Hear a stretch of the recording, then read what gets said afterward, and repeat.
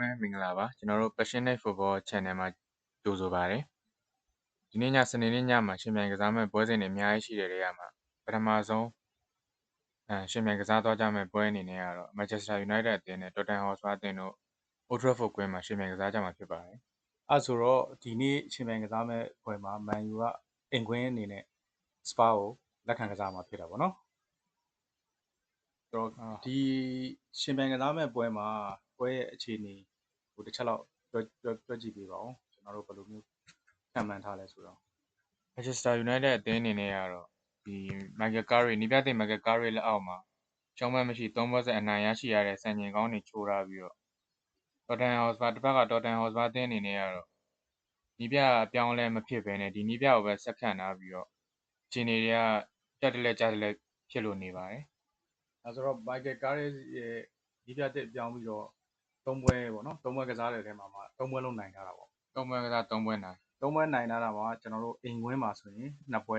နိုင်တာပေါ့နော်3ပွဲတော့မှာအိမ်ကွင်း2ပွဲအနိုင်ပါတာပေါ့အိမ်ကွင်း2ပွဲနိုင်အိမ်ကွင်း2ပွဲနိုင်တာအိမ်ကွင်း2ပွဲရလဲကျွန်တော်တို့မှတ်ပေးစရာရဲ့တကယ်မေးစရာထိတ်ဆုံးကတကယ်ကိုဒိတ်ဒိတ်ကျဲ Manchester City အသင်းပါဝင်အာဆင်နယ်ကိုသူတို့ရဲ့ Emirates ကွင်းမှာနိုင်တယ်ပြီးတော့ဖူဟန်ကိုလည်းခက်ခက်ကစားပြီးအနိုင်ရရှိတာဖြစ်ပါတယ်စပါအသင်းအတွက်ကတော့ဒါဒီနေ့ညအချိန်ပိုင်းကစားမှာတော့မန်ယူအသင်းကိုစပါအသင်းကအိမ်ကွင်းမှာခက်ခက်ရှင်ပိုင်းကစားရမယ်လို့ကျွန်တော်တို့ညွှန်လင့်ပါတယ်ဆိုတော့အဖက်ကစပါအသင်းအနေနဲ့ပြန်ကြည့်ရင်လည်းဘန်လီကိုတည်ကြတယ်ဒါပေမဲ့ချန်ပီယံလိမှာသူဒေါ့မွန်အနိုင်ရရှိရတာကိုတွေ့ရပါ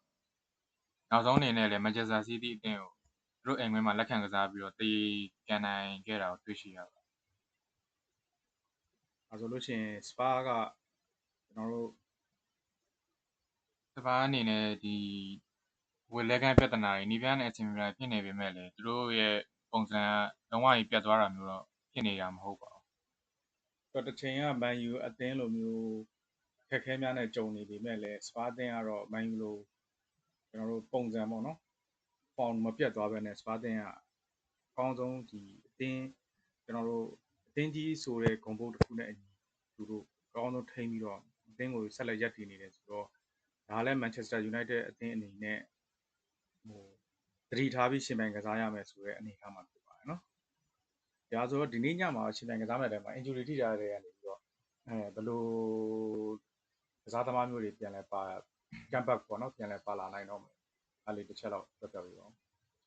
။ညအနေနဲ့ကတော့ Manchester United အသင်းအနေနဲ့ကတော့လက်ရှိ injury ကစားသမားတွေအကုန်လုံးဒီပါဒီလက် training ပြန်ဆင်းနေပေမဲ့ဒီနေ့ညပွဲစဉ်အနေနဲ့တော့မပါနိုင်သေးဘူးလို့ပဲထင်ပါတယ်။ကားရအနေနဲ့လည်းသုံးမယ်လို့မထင်ပါဘူး။လက်ရှိအနေနဲ့မှာဆိုရင်တော့ Mount ဒိုကူ Patrick ဒိုကူ Mason Mount Matthias De Ligt 3ယောက်ရှိပါမယ်။စပါးဘက်ကိုကြည့်ရင်တော့စပါးဘက်မှာတော့ထုံးစံတိုင်းတစ်သင်းလုံးနှီးပါပါDejan Span, Van de Ven, Danso, Porro, Kulusevski, Madison, Bashville, Bandanga, Kudus, Richarlison Spurs အနေနဲ့ကတော့နီးပြဒီ press conference မှာပါမယ်လို့ပြောရပေမဲ့ပါမယ်လို့တော့ပြောရပါတယ်ဒီကုမှုတို့ဘာလို့မှာတော့ဒီတိုင်းinjury လို့ပဲပြတာပါဒီသုံးမသုံးကတော့နီးပြ Thomas Frank ပေါ်မှာမူတည်မယ်လို့ထင်ဒါဆိုရင်တော့ Man U အသင်းမှာဆိုရင်တော့ဒီကျွန်တော်တို့အဓိက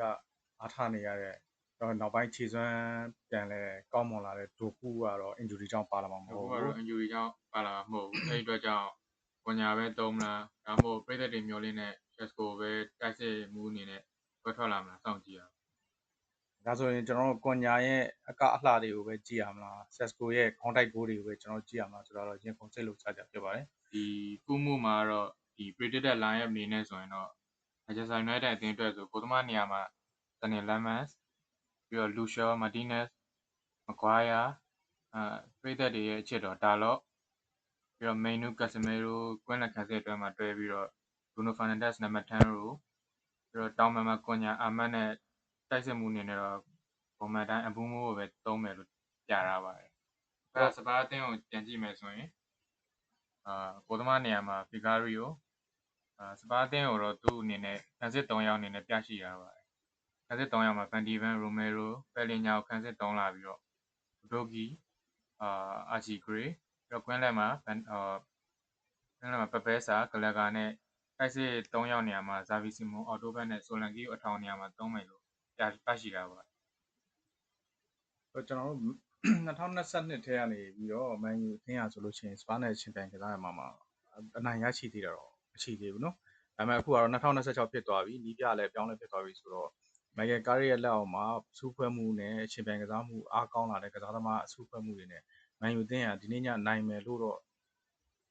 ကြုံကြည်မျှော်လင့်ထားတာပေါ့နော်ဆိုတော့ဒီမန်ယူအသင်းရဲ့ကစားမန်ယူအသင်းနဲ့ကျွန်တော်တို့စပါးအသင်းနဲ့နောက်ဆုံးတွေ့ထားတဲ့ဟတ်တူပွဲစဉ်မှာဆိုလို့ရှိရင်10ပွဲကစားထားတဲ့ထဲမှာဆိုရင်စပါးအသင်းက9ပွဲနိုင်3ပွဲတည်နဲ့တော့စားတဲ့ရလဒ်တွေတော့ကျွန်တော်တို့ရရှိထားတယ်ဒါပေမဲ့တော့ဒီနေ့ညမှာတော့မန်ယူပဲနိုင်မယ်လို့တော့ကျွန်တော်အနေနဲ့တော့ယုံကြည်မျှော်လင့်ထားပါတယ်မန်ယူအသင်းအနေနဲ့ဒီစပါးအသင်းကိုမနိုင်ခဲ့တာဆိုရင်လွန်ခဲ့တဲ့တော်တော်ကြာခဲ့ပြီပေါ့နော်နောက်ဆုံးနိုင်ခဲ့တုန်းကဆိုရင်ရိုနယ်ဒိုကြီးတောင်မှခုံပေါ်မှာသူ့ကို bench မှာထားပြီးတော့နီးပြတန်နဲ့အဆင်ပြေဖြစ်ခဲ့တဲ့အချိန်ဆိုတော့တော်ကြာလာပါပြီတန်ဟန်လက်ထက်ထဲကဆိုတော့ကျွန်တော်တို့နီးပြ2ဆက်ရှိပါတယ်ပေါ့နော်တန်ဟန်ဆက်ရှိသွားပြီတန်ဟန်ပြီးတော့အမိုရင်တန်ဟန်ပြီးတော့ကြားထဲမှာအမိုရင်ကြားထဲမှာပြီးတော့အမိုရင်ပြီးတော့ကြားထဲမှာပလက်ချာပြီးတော့မှကာရစ်ကိုလက်ရှိဆိုတော့ဒီနေ့ညမှာတော့ကျွန်တော်တို့နှစ်သင်းလုံးကလည်းကျွန်တော်တို့တကယ်ကိုတိုက်စစ်ဖွင့်ပြီးကစားမဲ့အသင်းတွေဖြစ်တယ်အင်တိုင်းအားတိုင်းကစားမဲ့အသင်းတွေဖြစ်တယ်ဆိုတော့9ရလက်အနေနဲ့ကလည်းအသင်းပေါင်း9ရလက်အနေနဲ့ကလည်းများမယ်လို့ထင်ပါတယ်နော်အိုထရဖို့ရဲ့ဒီအရှင်ရွာနဲ့ဖာစပါးအသင်းကိုပြန်ကြည့်ရင်လည်းသူ့အနေနဲ့ကအိမ်ခွဲမှာတိုင်ပိတ်မယ်ဝင်းခွဲမှာပုံစံကောပြတာတဲ့အတွက်ကြောင့်နှစ်သင်းလုံးအနေနဲ့ပြန်ဆိုင်ဂိုးတွေသွင်းကြပြီးတော့နိုင်ရှုံးပေါ်ထွက်လာမယ်လို့ထင်ပါတယ်ဆိုတော့ဒီညမှာတော့မန်ယူအနိုင်United ပရိသတ်တယောက်အနေနဲ့ဆိုရင်တော့လုံးဝမန်ယူလည်းနိုင်စေချင်တာလည်းပါပါတယ်မနိုင်တာကြတော့အဲ့တော့မန်ယူအနိုင်ပဲ United အနိုင်ကိုပဲတွက်ဆိုတော့ United အနိုင်ဂိုးတွေကတော့နှစ်ပတ်အသင်းအတိုင်းရတော့အနည်းဆုံး3ဂိုးလောက်နီးပါးသွားမယ်လို့ဆိုတော့ United အသင်းအနေနဲ့အခုနိုင်သွားမယ်ဆိုလို့ရှိရင်အမှတ်ပေးစရာအပေါ်ကိုကျွန်တော်တို့တက်သွားမယ်တစ်ခါက Chelsea အနေနဲ့ကတော့ Wolves ရဲ့အိမ်ဝင်းမှာတောက်ကမယ်ဆိုတော့သူ့အနေနဲ့လည်းပွဲချောင်တယ်လို့ပြောလို့ရပါမယ် Liverpool ကတော့ဘက်က Manchester City ကိုအိမ်ခွဲမှာဆိုတော့ Anfield မှာသူတို့လည်းမလွယ်ကူပေမဲ့နိုင်သွားမယ်ထင်တာကြောင့် Manchester United အသင်းနဲ့နိုင်အောင်နိုင်မှရမယ်ပွဲဖြစ်ပါနိုင်အောင်နိုင်မှလက်ရှိရှိနေတဲ့အဆင့်ကနေပြီးတော့ကျွန်တော်တို့မလျော့ကျသွားမှာပေါ့နော်မဟုတ်ရင်အောက်ကအဆင့်6လောက်ထိဆင်းရမယ့်သဘောဖြစ်ပါတယ်ဒါကြောင့်မို့ဒီနေ့ညမှာတော့မန်ယူကိုကျွန်တော်တို့အနိုင်ပဲပေးထားပါဖြစ်ပါတယ်ကဲအားလုံးကိုကျေးဇူးအားလုံးကိုကျေးဇူးတင်ပါတယ်